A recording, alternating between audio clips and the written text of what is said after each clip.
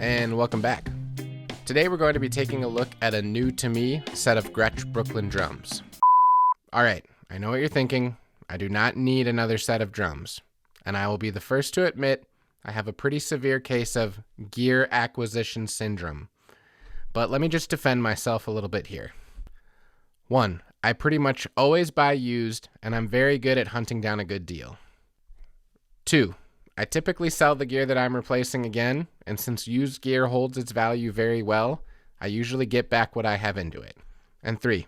I like to try new things. I have a few pieces of gear that I'll never part with, like a specific snare or cymbals, but for the most part, I like to get something, try it out for a while, and move on and try something new. Okay, back to the video. So a while back, I was scrolling through Reverb and checking out new listings on drums and kits like I do fairly regularly. I came across a new listing for a Gretsch Brooklyn Kit in Gray Oyster with a 20 by 14 inch bass drum, along with 10 by 7, 12 by 8, and 14 by 14 inch toms.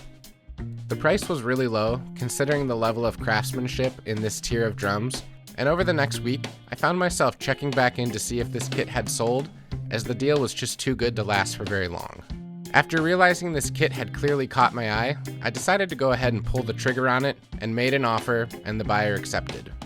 I'm a huge fan of Gretsch drums, and I've owned a variety of their kits, from the import lines like Catalina and Renown to higher-end American-made drums like New Classics and Broadcasters. On top of newer kits I've owned, I also own a variety of vintage drums like the 60s round badge kit and a variety of snares from the 50s through the 70s. Obviously, I don't need all of this equipment, and I could get by with way less, but in my position as a performing, teaching, and recording musician across many styles, having specific tools for specific jobs really helps me be most efficient in the work that I do. The seller was kind enough to get these drums boxed up and shipped within a few days, and within a week, a box arrived in my garage with what I assumed was the first of at least 2 boxes with this kit. Now, I've shipped plenty of drum kits in my days of flipping through sites like Reverb and eBay, and in fact, I made a video on this very channel about how to ship a drum set in one box. But despite all of that, I was stunned when I opened this box and learned that the seller had dismantled this entire drum kit. And when I say dismantled, I mean literally every piece. All of the rims, heads, tension rods, and of course, each lug, spur, and tom bracket screwed into each shell. I think for most people this would be a point of frustration, but given my history of creatively shipping drums, I have to give this seller credit. Beyond realizing how long it was going to take me to start putting this kit back together, these drums were so safely packaged and there was no damage done through the shipping, which is becoming a bigger and bigger concern these days. Since the seller chose not to charge me any shipping, I'm glad they were able to get this all inside one single box and save a good chunk of money. And even with the apparent damage to the outside of this box, nothing inside showed any sign of wear. After getting all of this opened up, I accepted I wouldn't have the time to start digging into this for a few days with gigs and teaching right in front of me, so I brought these downstairs to at least get them out of my uninsulated garage for the next couple days. So let's jump ahead to Saturday, where I was finally able to make time to reassemble this kit. After spending 30 minutes trying to find a movie to put on in the background, I finally got to work on reassembling these drums. I think the best way to describe this was like assembling IKEA furniture. Directions are not totally necessary, but at some point along the way, you're going to screw something in backwards or upside down and have to redo a piece. And just to culminate my work that went into this assembly, if my calculations are correct for securing lugs, mounts, tension rods, etc., I installed 112 lug screws, 56 tension rods, and 18 other screws for various mounts like the tom post, spurs, and floor tom legs. This comes to a grand total of 186 screws. After I wrapped up the 3 toms, I moved my attention over to the bass drum. And before I got too far along, I took this opportunity to install an internal mic mount. There's a lot of different options out there for something like this, and it's something I may do a video on down the road, but my favorite is this handy little mount by Gibraltar. It doesn't require any drilling and instead takes 2 existing lug screws and threads between those screws and the shell to hold on this small mic arm, which can then take any sort of clip or a mic with a threaded adapter. I have this on my main gigging bass drum, and it's super handy in order to avoid having an extra stand to bring or something that can get knocked over on stage. I have it positioned in a way where once I get to the gig, I can drop my mic in on the clip and plug it in through the porthole on the front head. I do plan on using this kit once in a while for gigs, so I figured I'd install this on here now, just to have it ready to go if and when I need it. If I'm miking up a bass drum in the studio, I'll probably still use a stand just to have more flexibility on positioning, but it's still handy for live scenarios. When it came time to add heads and hoops to the bass drum, I also decided to touch up a few scratch spots on the black bass drum hoop by using a Sharpie. I know somebody is going to crush me for using a Sharpie on this, but it's just to cover up some scratches where there was a little bit of hoop rash from a pedal, and from a distance you'd never be able to tell it's anything other than the original factory paint job. I did change the heads on this kit for my more preferred setup, which includes Remo-coated vintage ambassadors for the toms, and an Aquarian Super Kick 2 for the bass drum. On the front of this kick, I used this vintage logo fiberskin head since I already had it around and it was already ported.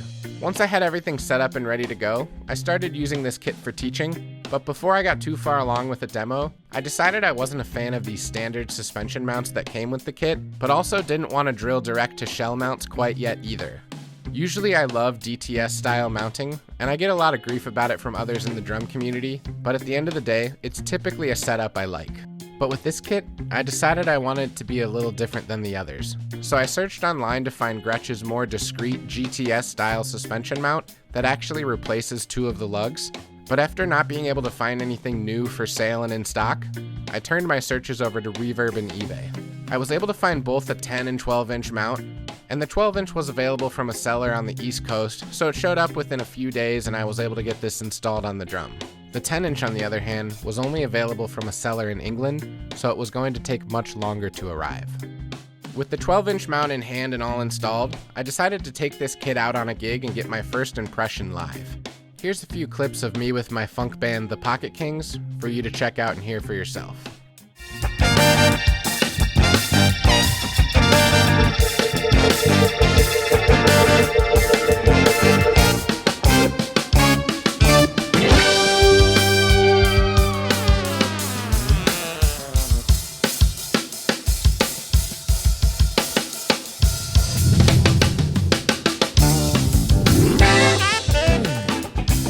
Got no time to waste.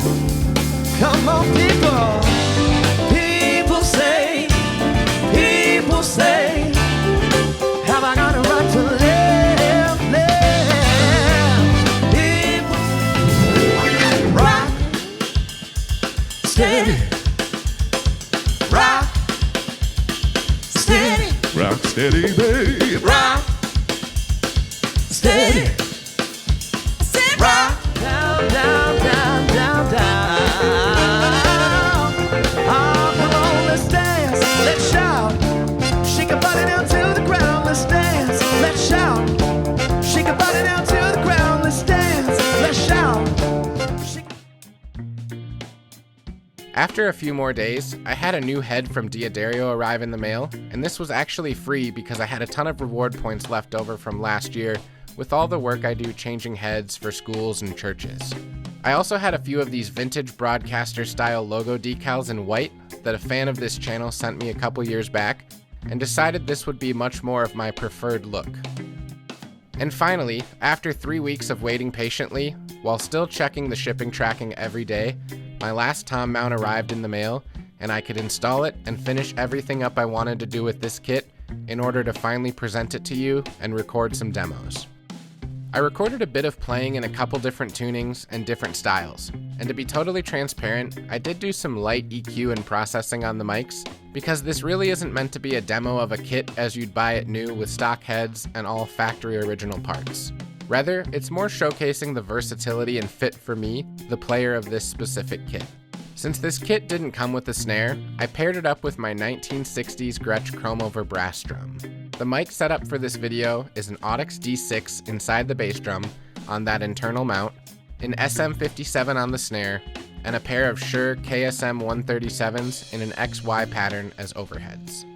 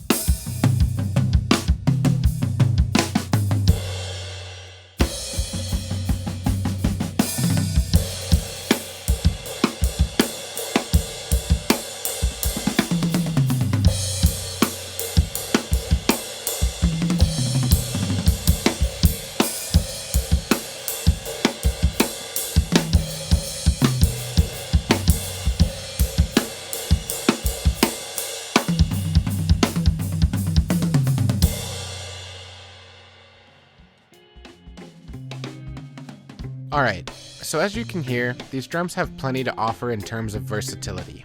One of the reasons I wanted to move on from my Renown kit was because I really just feel most comfortable behind a 20-inch bass drum. Obviously, with the finish being almost exactly the same as my Renowns, it surely wasn't a visual thing, and honestly, those drums are great. But as I mentioned in the beginning of the video, I'm always looking to try new things and get a feel for what else is out there. Not saying a 20-inch bass drum is better than a 22 or 24 or any other size, but I just enjoy working on these size drums as a default and find them to be a perfect middle ground for a lot of different styles.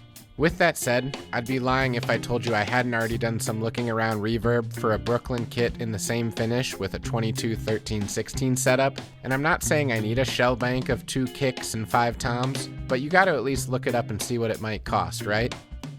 I'm still getting the tuning dialed in to have all the drums work in harmony, particularly with some of the sympathetic vibration when striking the kick and hearing the toms still ring, but I'm confident with some more time behind this kit, I'll get it dialed in. As far as the tom mounts I replaced, I really prefer these more discreet style mounts, and they allow me to position the toms a bit tighter together over the bass drum, which is great. The more traditional suspension mounts also have a tendency to have the drums bounce a bit when you're playing them, and that's one of the reasons I've never enjoyed suspension mounts. I've built a bit of a reputation for being a fan of direct-to-shell mounting, and one of the things Gretsch does on a few different lines is have multiple badges on the toms. For many people, these seem like unrelated details, but it's actually helpful with orienting the drum and badge forward, no matter if you have the drum mounted off the center tom post, cymbal stands, or in either the high tom or mid tom position. This is kind of a nice little detail, but when you have a tom with a single badge like the Brooklyn series, if you drill a permanent mount, the orientation of the badge isn't always going to be facing forward. And again, this really isn't an important detail, but that was another reason I didn't want to make some permanent move with these drums and drill them out quite yet. I'm sure you'll be seeing these drums in plenty of videos going forward, whether it's for product demos, studio recording, or even live clips from gigs, so keep an eye out for that.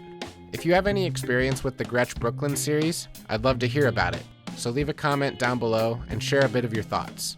If you enjoyed this video, please consider giving it a thumbs up and subscribe to my channel to stay up to date on future video releases. And until next time, thanks.